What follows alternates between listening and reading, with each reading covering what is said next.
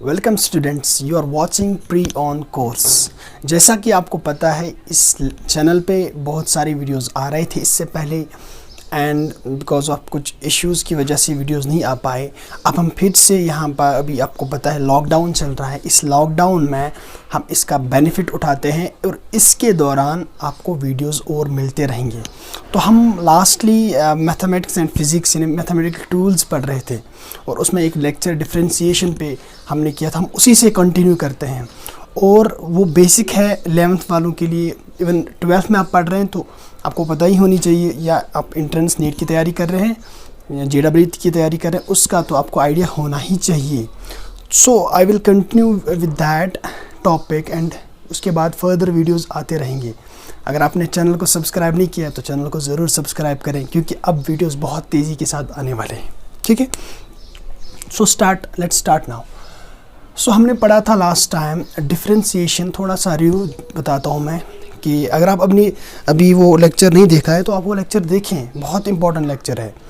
Derivative का concept और उसकी जो फिज़िकल इंटरप्रिटेशन बहुत ज़रूरी समझनी है। तो मैंने आपसे कहा था कि डिफरेंशिएशन में हम क्या करते हैं, हम चेंज देखते हैं, बल्कि हम देखते हैं कैसे हमारी फंक्शन चेंज हो रही है, इंक्रीजिंग डिक्रीजिंग स्लोप कैसा हो रहा है हमारा, वो सब हम उसमें डिस्कस कर चुके हैं। तो हम पहुँचे थे फिर यहाँ पर इस तरह से, अगर मुझे बताना है dy/dx किसके बराबर और इसकी मीनिंग मुझे बतानी हो तो मैं ये कहूँगा कि मैं ये कहता हूँ change in y, delta y means change in y divided by change in x, change in y divided by change in x when limit of x tends to 0। इसका भी मैंने मीनिंग आपको बताया था कि limit of x tends to 0 means that आप थोड़ा सा चेंज लाते हो, फिर इतना इसको टेंड कराते हो 0 की ओर, इतना स्मॉल चेंज लेते हो दैट जो आप ये दो पॉइंट्स इंटरसेक्ट, ऐसा लगता है कि जैसे ये दो पॉइंट्स इंटरसेक्ट हो रहे हैं और वहाँ पर हमें एक स्ट्रेट लाइन मिलती है और उसका स्लोप मिलता है। दैट मीन्स हमें वहाँ पर पता चलता है कि उस पॉइंट पे हमारी जो फंक्शन है कैसे चेंज हो रही है, इंक्रीज़ हो रही है, डिक्रीज़ हो रही है, फास्ट चेंज हो रही है, आहिस्ता से चेंज हो रही है या कांस्टेंट हो रही है। ठीक है, तो अब हम आगे बढ़ते हैं और इस प्रिंसिपल को हम कहते हैं generally differentiation by first principle, बल्कि अब इनिशियो मेथड भी बताया जाता है इसको। So because this is the basic principle of differentiation. और अगर हम इसको मोर जनरलाइज्ड फॉर्म में लिखें तो मैं लिखूँगा limit of delta x tends to 0, delta y can be written as, जैसा मैंने आपको पहले भी समझा है, x प्लस डेल्टा x, चूँकि डेल्टा y है change in y, so y is a function of x, so function of x plus delta x, यानी हमने इंक्रीमेंट दिया हुआ है minus f of x, this will give me the delta y divided by delta x। So more generalised form में इस तरह से लिख सकते हैं। So to continue that, I will take the differentiation of x raised to power n, the basic differentiation. इसको मैं derive करूँगा by this principle, first principle और ab initio method. So मेरे पास है function y is equal to x raised to power n. So देखो बेटा, जब हम by the first principle जाएंगे, that means हमें वो सारे steps करने होंगे हर एक की differentiation के लिए जो first principle हमने सीखा है, यानी अब इनिशियो मेथड में जियोमेट्रिकल इंटरप्रिटेशन में सीखा है। सो फर्स्टली हम क्या करते हैं यहाँ पे, y is equal to x raised power n, we will give some change to x। जब आप x में कोई चेंज लाओगे तो y में डेफिनेटली कोई चेंज आएगी। तो यहाँ पर ये n कोई भी पावर हो सकता है, अगर ये 1 है, अगर ये 0 है तो ये कांस्टेंट टर्म बना देगा, anything raised power 0 is a constant 1। अगर ये आप इसको 1 दोगे डिग्री तो ये एक लीनियर इक्वेशन बनेगी, इसका ग्राफ से ट्रेट होगा। और अगर इसी तरह से 2 होगा then it will be a quadratic form, it will give a parabola and then cubic. इसी तरह से बाकी हम चीज़ें बाद में देखते हैं। तो यहाँ पर जो पॉइंट है, हमें बताना है differentiation of x raise power n किसके बराबर होगा। तो जनरलाइज करेंगे इसको, उसके बाद आप किसी भी पॉइंट के लिए देख सकते हैं। ओके, सो यहाँ पर y is equal to x raise power n, हम इंक्रीमेंट करेंगे, giving increment increment delta x to x and delta y to y. I hope आप ये लिखते होंगे. सो जब आप x में चेंज करोगे, जब आप x में चेंज दोगे, x प्लस डेल्टा x इस तरह से बनेगा. और जब आप तो जब x में चेंज आएगी तो मैंने यहाँ लिखा simply delta y to y. तो सिंपली y में भी एक चेंज होगी, डेल्टा y. x में चेंज आ गई, y में भी चेंज आ जाएगी, जैसा कि ग्राफ पे समझाया हुआ हूँ मैं.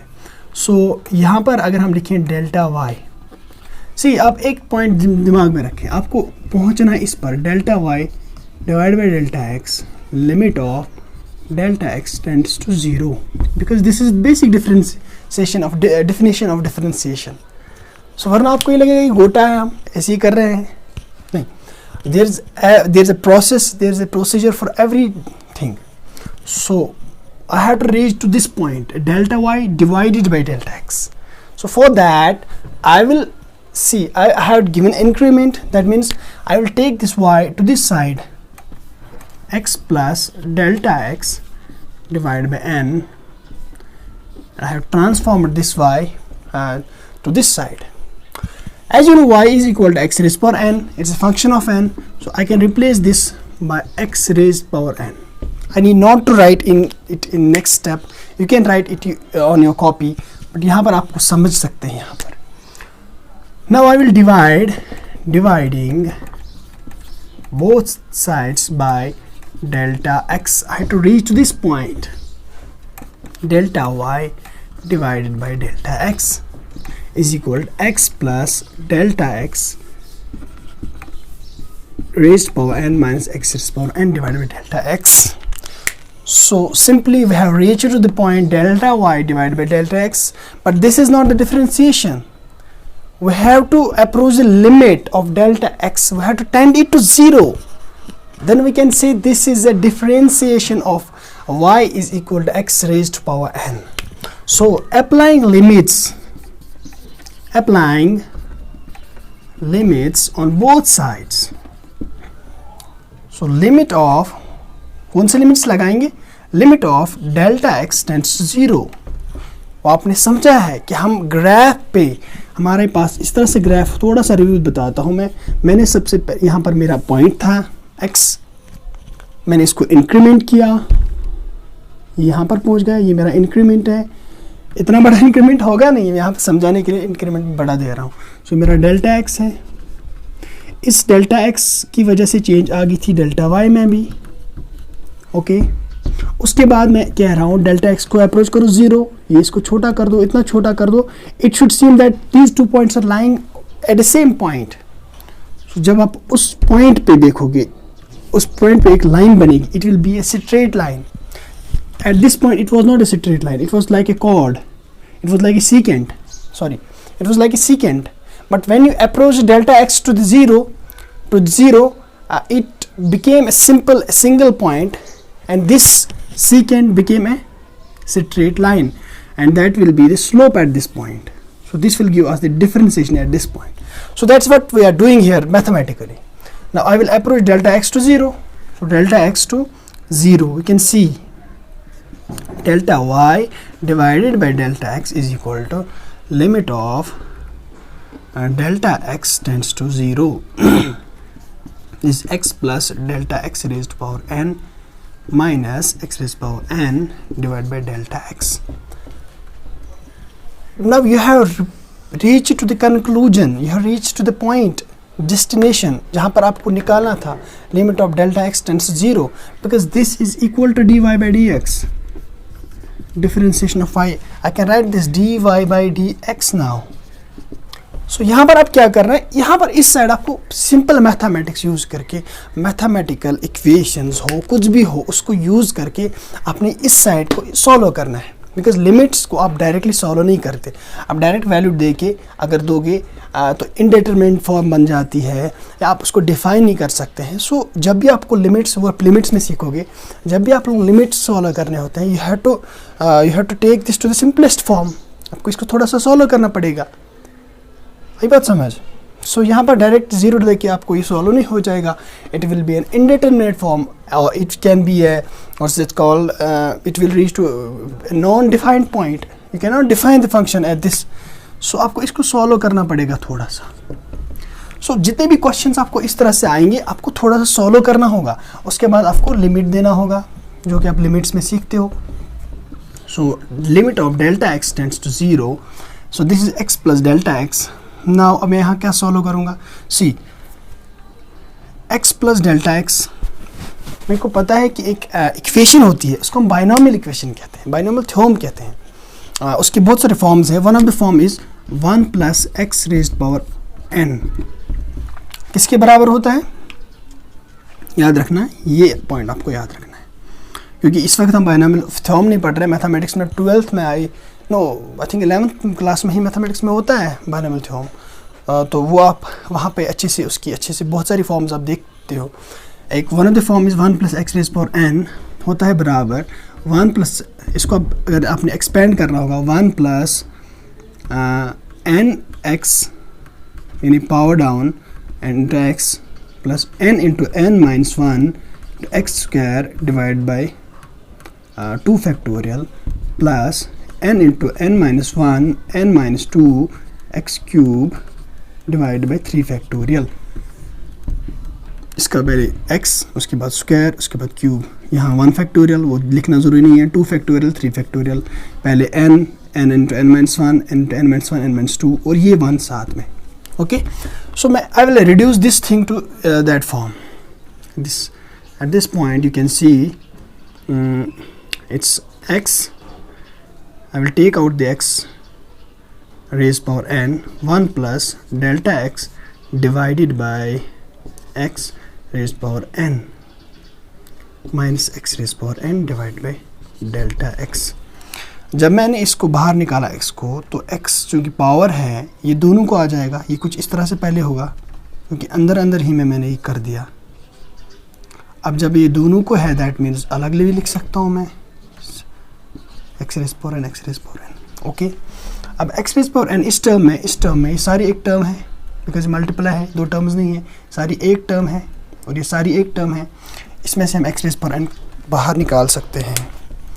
तो मैं यहाँ ऊपर लिख देता हूँ ये.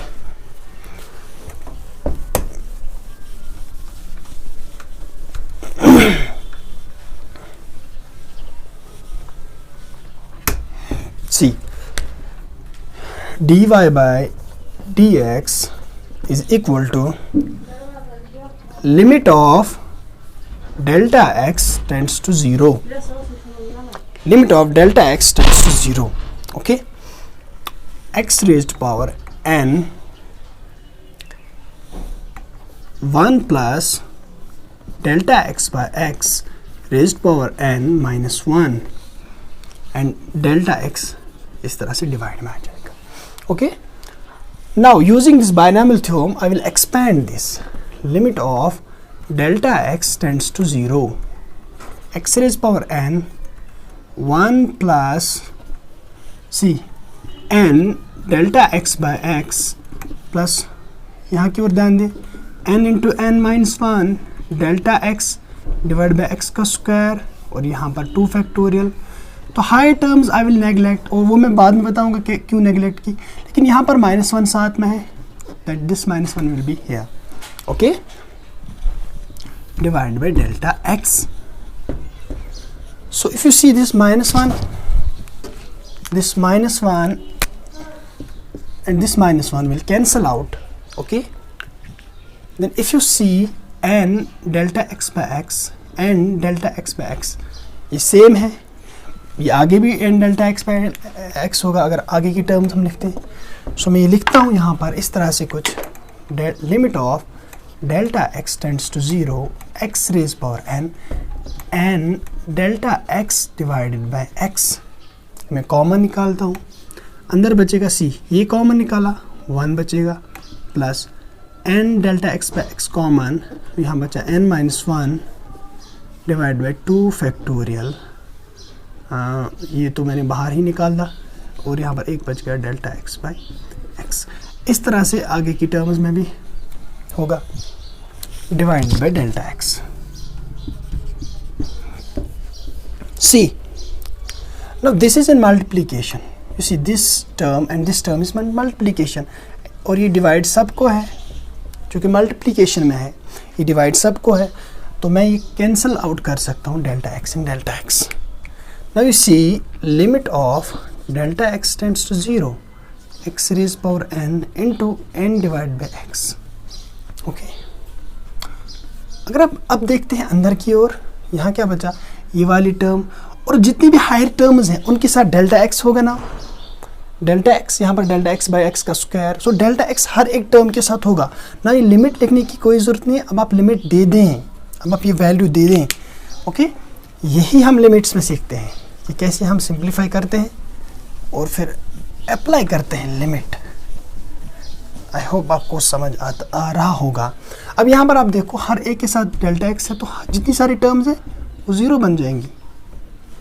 सो this will be C n power down, these are in division, so x यहाँ पर पावर 1 है, bases are same, power should be subtracted, n minus 1 into 1, this is n into n minus n x raised power n minus 1. This is differentiation of x raised power n minus 1. So हमने differentiation की by the first principle. इसी तरह से आप sine x की, cos x की देख सकते हैं.